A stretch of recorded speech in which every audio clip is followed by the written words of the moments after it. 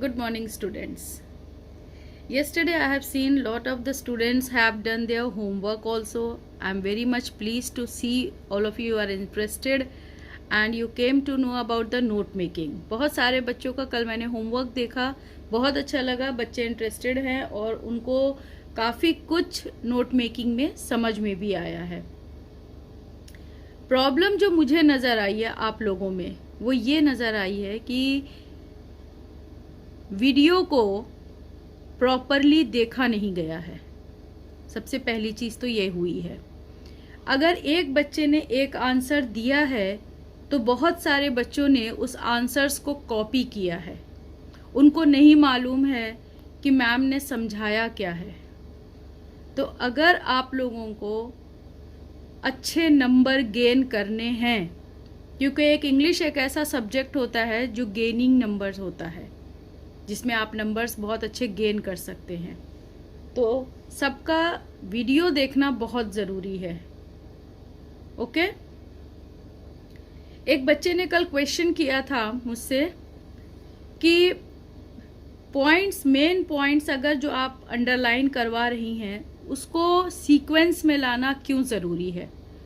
उसको सीक्वेंस में लाना इसलिए बेटे ज़रूरी है क्योंकि अगर आप सीक्वेंस वाइज किसी भी सेंटेंस को नहीं लिखेंगे, अगर आप किसी भी सेंटेंस को सीक्वेंस वाइज नहीं लिखेंगे तो क्या होगा, जो proper decorum of the passage है वो बिगड़ जाएगा.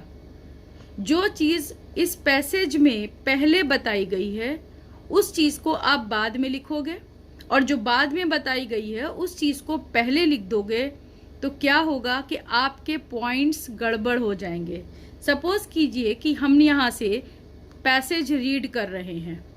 अब इस पैसेज को रीड करने के बाद में पॉइंट्स का जो मेन हेडिंग थी वो तो हमने यहाँ से उतार लिया, लेकिन जो हमको पॉइंट्स इस हेडिंग में के ही अंदर जो चीज़ लिखनी चाहिए थी हमने उसको सीक्वेंस में इस पॉइंट्स को नहीं लिखा और हमने क्या किया, नंबर 1, 2, 3 पॉइंट्स छोड़कर 4 और 5 जो अंडरलाइन किया था लाइन हमने वो लिख दिया. जब हम 4 और 5 लाइन लिख देंगे और हमारी हेडिंग फर्स्ट पैरा से है तो बिल्कुल डिफरेंट हो जाएगी. इसलिए सीक्वेंस का होना, पॉइंट्स के सीक्वेंस का होना बहुत ज़रूरी है. क्लियर. अब हम आते हैं कि किस तरह से पैसेज को किया जाता है. What I have taught you yesterday, that is the thing I have taught you, why note making is important, how do we make the note and what is the format of note. ये 3 चीज़ें हमने आपको कल बताई थी कि note क्यों बनाया जाता है, कैसे बनाया जाता है और उसका फॉर्मेट कैसा होता है. क्लियर. अब आज देखिए एक एग्जाम्पल हम देंगे और एक आप लोगों को होमवर्क से करना है. Got it. So see, read the following passage carefully. 8 marks का ये क्वेश्चन होता है आपका. अब इसमें क्वेश्चन दिया हुआ है read the following passage carefully. Carefully आपको पैसेज पढ़ना है. हम आपको ये नहीं कहेंगे कि आप पूरा पैसेज पढ़िए, सिर्फ फर्स्ट पैरा पढ़िए.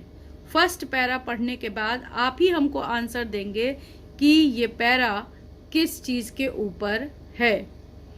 It's a headache, having a headache. Almost all of us have suffered from a headache at some time or the other. For some, a headache is constant companion and life can be painful, hell of wasted time. किस चीज़ के बारे में बात हो रही है यहाँ पर? यहाँ पर हेडेक के बारे में बात हो रही है, सर के दर्द के बारे में बात हो रही है. क्लियर हो गया होगा इस बात से, फर्स्ट पैरा से. तो बात किसकी हो रही है? हेडेक की हो रही है. अब हमारी हेडिंग क्या हो जाएगी? फर्स्ट पैरा में हेडेक हो जाएगी. ठीक है. अब हम सेकंड पैरा लेंगे क्योंकि फर्स्ट पैरा हमारा बहुत छोटा है. सेकंड पैरा हम लेंगे. The most important step to cope with headache is to identify the types of headache. One is suffering from intension headache, feeling of the tight one, suffering from tight band around a head exist along with pain in neck, क्या कर रहे हैं second paragraph में, क्या बताने की कोशिश कर रहे हैं? अब वो बताने की कर रहे हैं कोशिश कि कौन कौन से टाइप के हेडेक होते हैं। तो अब हमारे हेडेक में से टाइप्स ऑफ हेडेक एक पॉइंट बन जाएगा। कौन कौन से टाइप है उस पॉइंट को हम अंडरलाइन करेंगे और उसका भी पॉइंट हम करेंगे।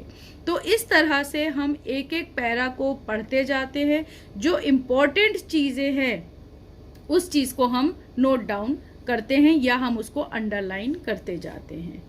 ठीक है, नेक्स्ट जो है, अब इसमें आप लोगों को कंटिन्यूएशन में ही, इस पैरा के कंटिन्यूएशन में ही हम बताते चलेंगे आपको कि कैसे कैसे हम इसको कंप्लीट हमें करना है और किस तरह से हम पैरा वाइज पॉइंट बनाते हैं। तो पैराग्राफ आप पढ़ते चले आए, हेडेक के बारे में यहाँ पर था। अब जब पूरा पैराग्राफ हो गया आपका, तो अब एक क्वेश्चन पूछा है, on the basis of reading the passage make notes on it using headings and सब हेडिंग्स। पैसेज के रीड करने के बेसिस पे आपको नोट्स बनाना है जिसमें आपको हेडिंग और सब हेडिंग का यूज करना है। ऑल्सो यूज रिकॉग्नाइजेबल एब्रीविएशन, जैसे हमने आपको बताया था कि इसमें एब्रीविएशन का यूज करना बहुत जरूरी है, वेर एवर नेसेसरी, जहां जहां पर नेसेसरी हो। कितने मार्क्स का क्वेश्चन है ये 4 मार्क्स का है। नोट मेकिंग आपकी 4 मार्क्स की है। उसके बाद दूसरा क्वेश्चन है, right a summary of the notes prepared in not more than 80 words.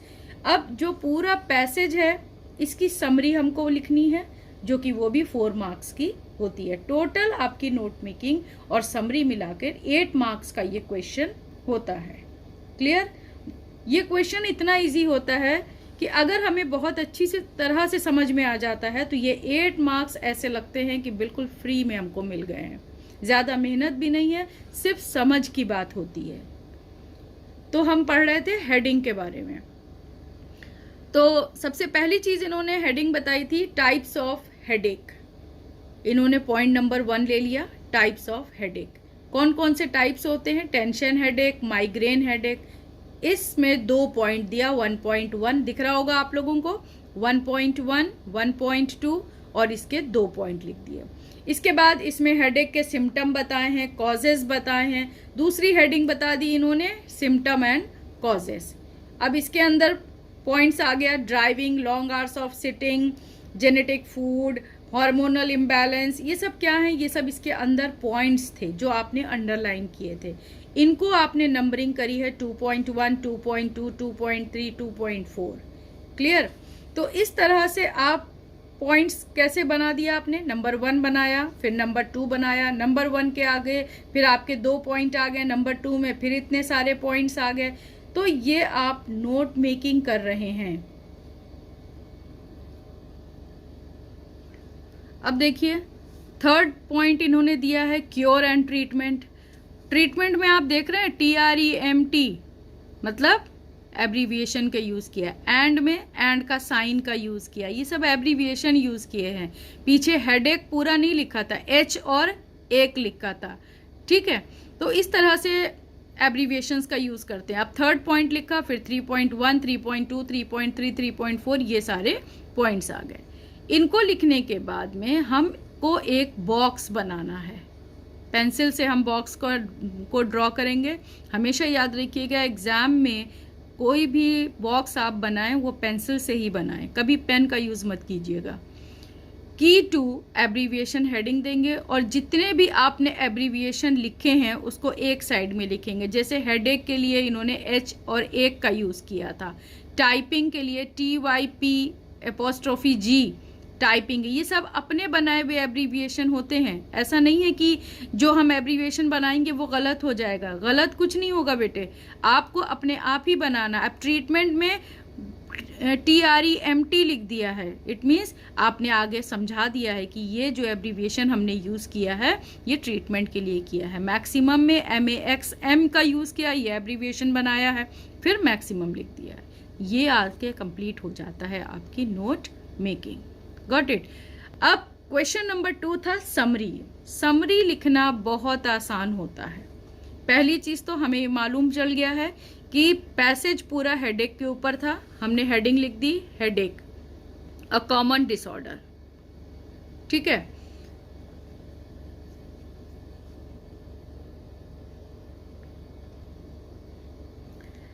Okay.